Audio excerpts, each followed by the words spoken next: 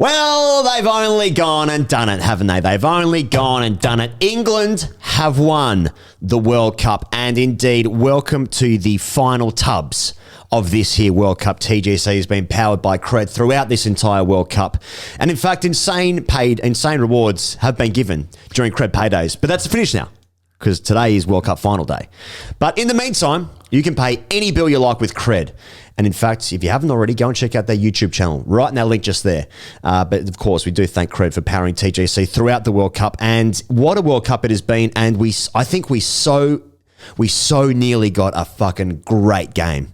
It was a good game, but it was like just, when Shaheen goes down, it was like, fuck that. Pakistan could have won it. Yeah. Might not have done. Stokes was doing some good shit, but England won the World Cup. What are your first visceral thoughts, feelings, emotions? Visceral thoughts, feelings, emotions. That they use the dimensions. It was a big boundaries. It was the matchups kind of. All right. I'll give you. I think the occasion demands like a sporting comment first, which is that like Ben Stokes is class. Right. Ben Stokes walked out to bat and he decided that he would shepherd that victory as great players do, as players who are great rise to the occasion, right, and show their class. Yeah. And that's exactly what he did. I think if there's anyone out there who saw his innings as like laboured or slow or making it closer than it needed to be, missed the point. I think Stokes would probably do something like something similar to that if they needed more runs. I think if there was 20 more runs, Stokes would have done it. Yeah. He just showed that he's great, and I think that the first comment goes to him. But there are several other funnier things to talk about. Yeah, okay. Well, there's also that, Pez, but also someone DM'd me saying, yeah, watch it, you little cuck. So yeah, so that's their feeling. It must be satisfying to win a World Cup at the MCG.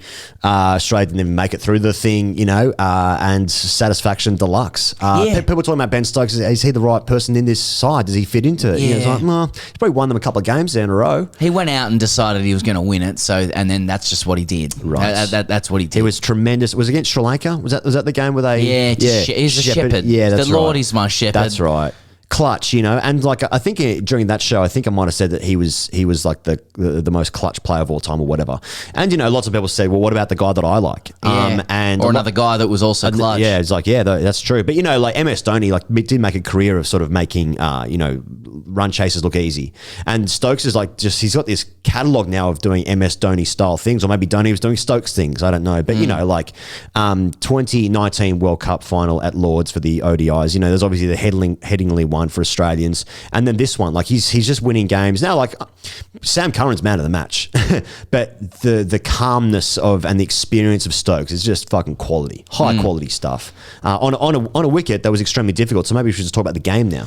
Talk about the game. I mean, firstly, they got on. Woke up this morning. It was like bright sunshine in Melbourne. Made a huge mistake. But I played a rain card last night. I was like, there was no way this game is going on tonight. Well, it was hot enough this morning that made you go, oh, okay, that'll have to resolve itself. This is Melbourne. Something will have to compensate for this nice weather we're having. To the yang. Yeah, but not a drop of rain. Maybe a bit of a sprinkle through the game or something. But they got themselves on.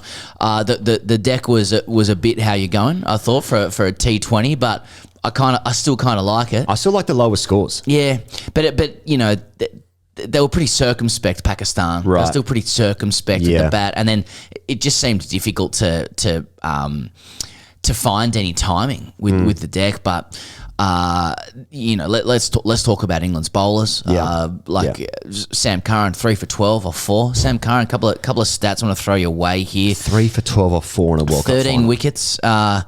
This World Cup at 11.2, and your economy rate 6.6, strike rate 10.2. Pretty fucking good. It's good for $120. Yeah, it's good for 5'9", $120. He always looks so serious when he's bowling. Probably because he's at work. He's a great bowler, and there's so many. Here's a half form thought on Sam Curran. Okay, here we go. There's a lot of people who would look at the T20 format and say, because of the lack of endurance in the format, there's not a lot of there's some fickleness and volatility to it. But it's funny to listen to people say Sam Curran shouldn't be as good as he is, and yet he does produce his performances, and he does without some like wild edge to his play, like extreme pace or something like that. It's very hard to nail down. Like you asking like why he's good. Yeah, exactly. Like, he doesn't have height. He doesn't have pace. He doesn't have these traditional weapons that you associate with really high quality fast bowling or seam bowling. He has nice eyes. He has lovely eyes, and that might distract players and actually quite. Dale Steyn, how do you think of all those Test wickets? That's Skill? a good point. Wouldn't have thought so. Piercing eyes. But it is skill. It's changes of pace. It's intelligence of line and length. Yeah. It's angles that he uses. Like it's field placements. He's got tremendous skill, and the numbers just keep repeating themselves. So, and you know they did again tonight. Adil Rashid, once again, Fuck, and it was he bowled even slower. Yeah, slow leg spin. I saw something come up on the screen at one point saying that his average speed was 79 kilometers an hour. That's really slow. Sub 80 in T20 cricket. T20 as well. Sorcery stuff from him. Did he bowl? He bowled a wicket maiden in one of his overs. It was a wicket maiden. Yeah. Picked up Harris. Yeah. Was a big wicket, and then absolutely did Baba. Yeah. I mean, with a wrong with a wrong, and nice caught and bowl. But he actually did him like a roast dinner, mate. Not really sure what that means, but yeah. Oh, how was he done? A roast dinner. That's quite nice. Yeah, sort of pumpkins, a bit of potatoes there. Stuffing with some gravy with that as well. A bit of veg. Do you put a little pud next to that? Yeah. It depends where. It depends the pub. Oh, I understand now. I understand how he's been done now. A bit on Pakistan's batting. Did you like it? Oh, I mean, look, early on I was like, I hope they're not making the same mistake as India did in terms of being a little bit timid, unambitious early. But I think the wicket demonstrated that it wasn't the same. Yeah. If you look at how England batted as well. Yeah. You know, I mean, what are we looking at? Some Babar runs, some Shan Masood runs. Shadab Khan was trying to get some shit going. Yeah, 20 or 14. There. Yeah. Trying to get some shit going. Yeah. They couldn't produce. They couldn't produce it to death. Yeah. Really. It felt at the innings break. It felt like 15, 20 short, didn't it? Like and. In the end, it still could have been close, but like at 150 150 felt like I think you can defend 150. 137, you're probably looking at like bowling a team out areas, you know. Well, look, to win. And this is a thing, like, and I think a lot of people we spoke to after the game. This feels like a fucking serious analysis here, but like a lot of Pakistanis were quite accepting of the loss, mainly as a coping mechanism because they always lose. Yeah. But and that they're their words, not mine. I got to tell you, it's a hell of a tournament for them. 3 losses in a World Cup. Lost 3 games this World Cup. But like England were the better team, you know. Like their bowling was slightly more miserly and intelligent and penetrating when it needed to be. Their batting on a difficult wicket contained players that had better ability to hit 6s and 4s, and then the anchoring from Ben Stokes was better than what Pakistan was able to manage as well. I mean, everything was just that 0.5%, 1 to 5% better. I sort of did a little bit of maths on it. Sure, yeah. Don't you reckon in that instance, sometimes it might be a little bit easier to chase because you don't have that that sort of hurried expectation of like, okay, well, we need to get 180. Yeah. You know, you can sort of set your marker out, obviously, when you're chasing a little bit, so you don't have that same pressure, but I don't know. I mean, we're talking about Adil Rashid before. It was a fucking stunning spell. A stunning spell of leg spin bowling. What does he finish with? 2 for 22 or 4. Yeah. But a couple of big poles there. Yep. Should we talk about the batting innings? Because I mean, the Pakistan pace attack is just erection inducing. Oh, it was raging. Oh, rage! Absolute rager. Give me a rager. Oh. You know, it's all going through the chest as well, and it's Rizwan taking it, fingers pointing up the sky. It's hot. Oh, it's really good. Nazim especially, Nazim and Harris Rauf. Yeah, isn't Harris Rauf? He fucking gives it everything. Jeez, a bit about him. Oh, I like the things that are a bit about him. Mate, he feels it long on as well. Opens the bowling, feels it long on, and he's clawing balls back as well. Yeah. He was he was doing a bit of single-handed stuff. He got some shit going. Who did he get out? He got out when he got Butler out. He got Butler out, and then he wheeled away to sort of cover. Yeah, he went crowd surfing, basically. It was fucking red hot. I was into it. I was like, hey, they come. They were starting to come. They were starting to come. Yeah. And then they stopped coming. And they stopped. Yeah. It sort of... It just trickled out. Yeah. A dribble. Nothing but a dribble. When Shaheen took that catch, that was good. Shadab Khan got the important breakthrough. Right. Harry That's Brook Stokes were just starting to pick things up a little bit there. Well, what about, can we talk about Butler's shot off? Was it Nassim? No, was it Nassim? It was Nassim. Nassim beat the bat how many times? 30 times. Nassim, I think, beat the bat 5 times in the over. In that over, yeah. And there was 4 wides and a 6. So he's gone for 11 off an over where he's beat the bat 5 times. Yeah, and the 6 that Butler hit, that scoop. Oh, that was fucking unbelievable. That would be, I mean, Kohli's shot in the India-Pakistan game is one of the best shots I've ever seen. So, but that shot by Butler, I know they do it all the time, but fuck, it was in the moment, in the conditions of the pitch, in the moment of the game. The pace that Nazim was bowling fucking hell. He was breathing fire. That was very, very good. That was very good, I've decided.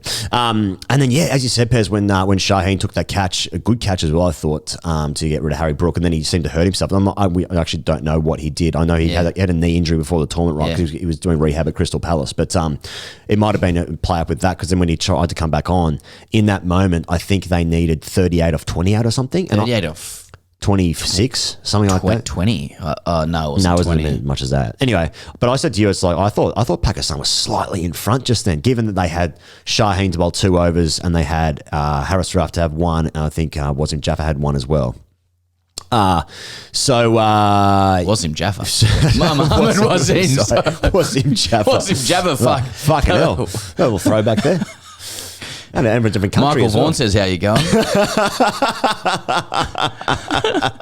I had here in my notes 38 off 20, then it went 4-6, 4-4. Yeah. Because then Iftikhar had to come in to finish that over, and then really change the game. But even in that moment, like those batters, Moeen and Stokes, just seized that moment, because everyone knew what was going to happen, right? Well, what you would try to do, but the execution of that skill, Stokes fucking crunched to cover drive. Moeen got one maybe behind fine leg, I think, in the beginning of the next over. Like, just still absolute clutch moments, and it makes you think, like, you know, like when you think about different targets, it's like, well, if Pakistan, got 150 or 160, then England might have been falling short. And it's like, well, I still feel like England might have found a way to win that game, but they ended up winning this game that they literally had to actually win, chasing 137. It was high quality stuff in clutch moments. But yeah, it did feel like, when Shaheen went off, and then how quickly in the space of a handful of deliveries next up, it was like, they've just taken it away. They're just too good. And that makes you think maybe the best team won the tournament.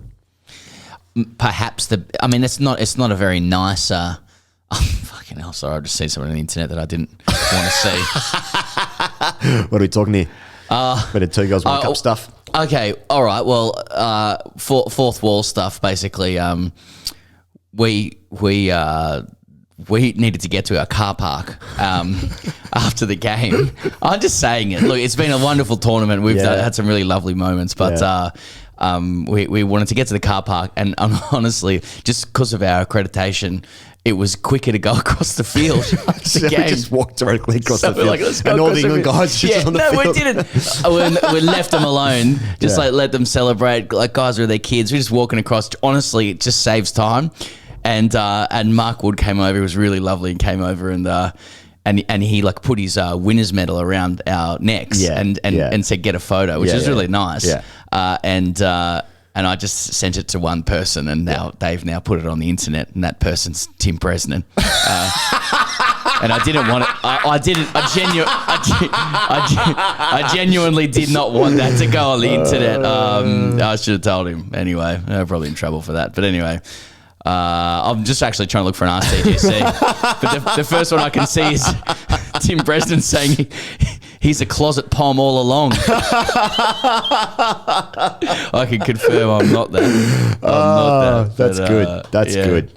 Do you have any other funny shit to say about this game? I felt like it's a World Cup. They've won the World Cup. They've won the World Cup. They probably deserve some kind of conversation. I suppose more stuff for Stokes as well. I just want to say, because there's a nice, like, a bit of a redemption arc of him inverted commas losing a World Cup in 2016 when Brathwaite did a thing, and then I think he's done so much good stuff since then. That's my personal view. Yes. But just must be so satisfying for whatever he's gone through in his life the last few years, and just to win this one, it must have been really satisfying to hit 52 off 49 balls in the end, hits the winning runs. That's got to be fucking great moment for him. That's not very funny, but I just want to say that. Yeah, it's nice. That's nice.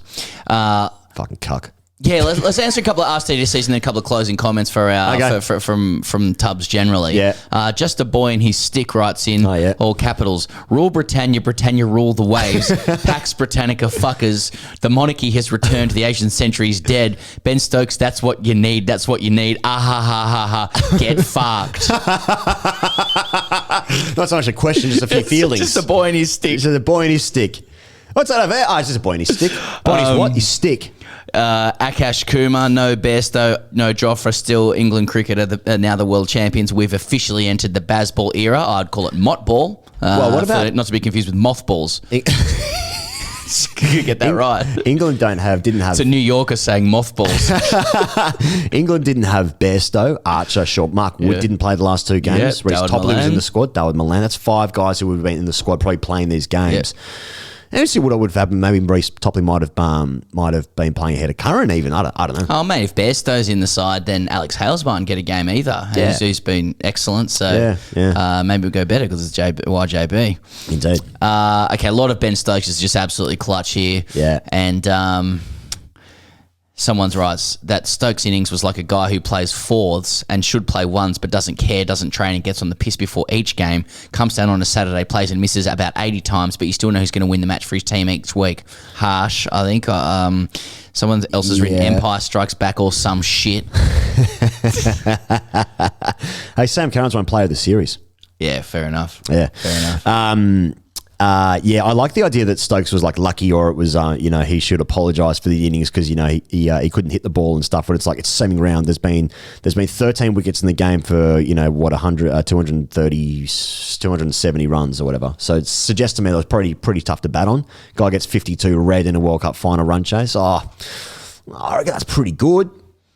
Yeah, I think it's pretty good. All right. Well, thank you to everyone who has listened to this or watched our Tubbs series during the World Cup. It's been such a fucking great World Cup. It's been a great tournament. Every game every day has brought something new and fun, and the minnows inverted commas won heaps of games, and that's really exciting, and no one knew what was going to happen. The weather sort of played its part a little bit as well. Ireland won a game. That was fun. European champions. Only people knocked off England. Pakistan have played 7 games this World Cup and they've lost 3 of them.